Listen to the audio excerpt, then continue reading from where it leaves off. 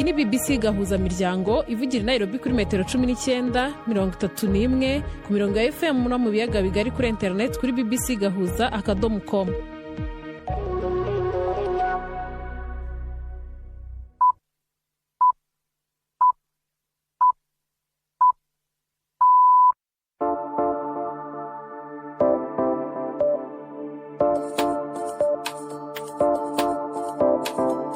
Ubu ni saa moya n'igice z'ijoro i Nairobi, ni saa 12 n'igice z'umugoroba mu Burundi no mu Rwanda. Muri kumwe na Gisele Berwa.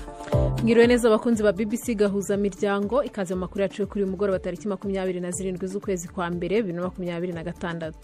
Izi ni ingingo z'ingenzi amakuru yacu ari bwibandeho.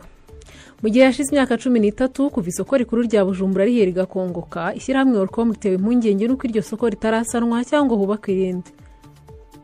N'agahombo k'igihugu, indongozi zikwiye kuva mu majambo zikaja mu bikorwa. Iby'iri soko leta y'u Burundi birabivugaho iki? Biragaragara yuko n'imiburi mu mpera z'ukwezi kwa kabiri mu ntango z'ukwa gatatu ibikorwa bishobora kuzoba bimaze gutangwa. Naho u Rwanda rwareze Ubwongereza ku masezerano bari bafitanye y'abimukira atarashyizwe mu ngiro. Aya makuru ahagarariwe na Gildas Hondimpondo. Mbere yo gutangira aya makuru ku buryo burambuye, reka Chance Habimana tugezwe havugwa hirya no hino ku isi. Umukuru w'ishirahamwe ry'ubumwe bwa Buraya Ursula von der Leyen yashimagije isinywa ry'amasezerano y'ubudandaje hagati y'Uburaya n'Ubuhindi, avuga ko ayo masezerano yerekana ko ugufashanya n'amakungu kugishoboka.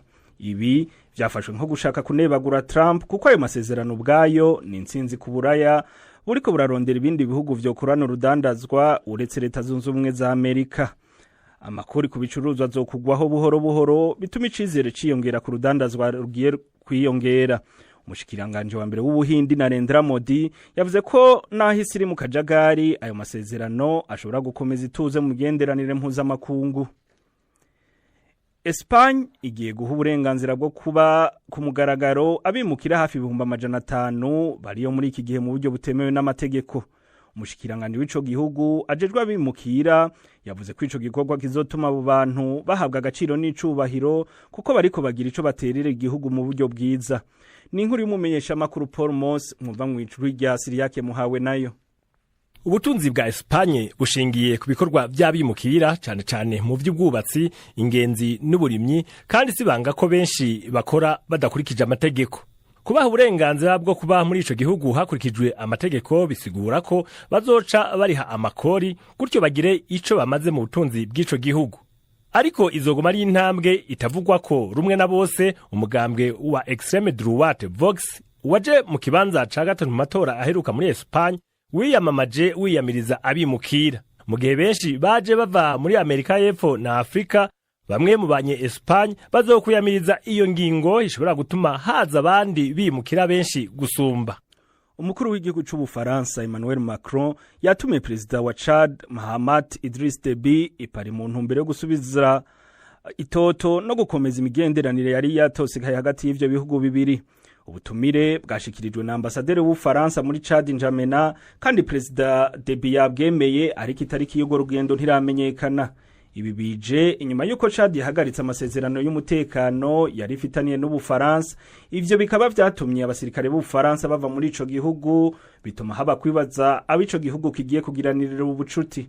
Mu gihe Chad ivuga ishimitse ko itavavanura n'igihugu c'amahanga kugira igisubiriza ikindi, imigenderanire mishasha ya gisirikare na Belarus ni kimenyetso ko ico gihugu kiriko gisubiramwe umukenyero wacu mu vy'umutekano. Gisele, urakoze Chance.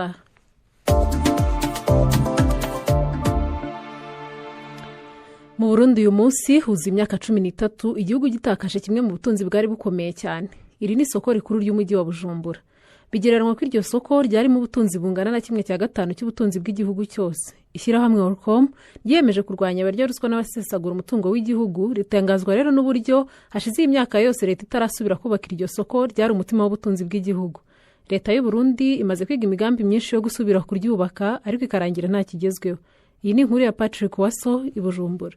Mu kiganiro yahaye abamenyesha makuru i Bujumbura kuri uyu munsi yo kwibuka ugusha kw'isoko nkuru ya Bujumbura, umuvugizi w'ishiramwe rigwanya abajya ibiturire no gusesagura amatungo ya leta yavuze ko atangazwa n'ukuntu inyuma y'imyaka 13 iyo soko yari umutima w'ubutunzi bw'u Burundi n'ubu itarubakwa.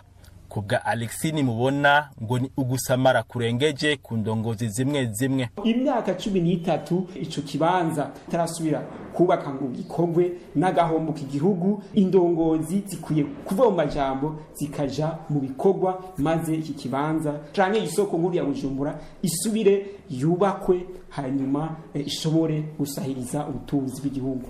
Uwo avugira Olicom ahamagara abatware gukunda igihugu aho kwikunda kuko ubu benshi babaye abadandaji. Ugiye mu bibanza bikikije cyahoze ari isoko nkuru ya Bujumbura hari amagaleri menshi, ibibanza by'amadandarizo bininiya byinshi. Ugiye kurabana neza ugasanga keshi mu bafata ingingo muri abo batanga n'amasoko niki, ugasanga bamwe babisemwo imitahe. Rimwe na rimwe ushobora gusanga ingingo zo gutanga amasoko ku bantu babibereye zigacegwa kugira ngo inyungu z'abantu zibandanye ziduga gusumba inyungu rusange.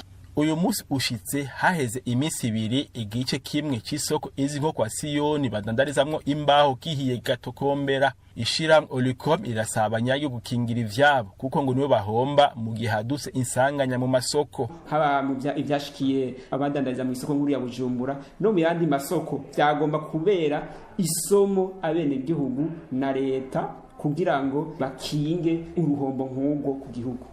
Isoko nkuru ya Bujumbura haravuze imigambi myinshi yo kuyubaka. Uwavuba nuwishiramwe Ubaka Nation Group inyuma yo kwemera abarundi ko aho vyabere ari kera isoko nkuru ya Bujumbura igiye kubakwa, vyarangiye ico Ubaka Nation Group ikoze gusa mu mwaka uheze ari ugukubura ivyari vyahiriye mu cyahoze ari isoko nkuru ya Bujumbura. None leta y'u Burundi iruse kuvuga ko ivyo kubaka iyo soko vyasubiye gutunganywa ukundi kuko basanze Ubaka National Group itobishoboye yonyene. Arakoze Patrick Waso. Nyuma y'inyigo zakozwe ndetse zikanayemezwa ariko bikarangira nta kigezweho kwivugururwa cyangwa kongera kubakwa kw'iryo soko rya Bujumbura, kuri inshuro leta y'u Burundi yongeye kwemeza indi nyigo nshya. Twavuganye n'umunyamabanga mukuru akaba n'umuvugizi wa leta y'u Burundi Jerome Niyonzima, mbanza kumubaza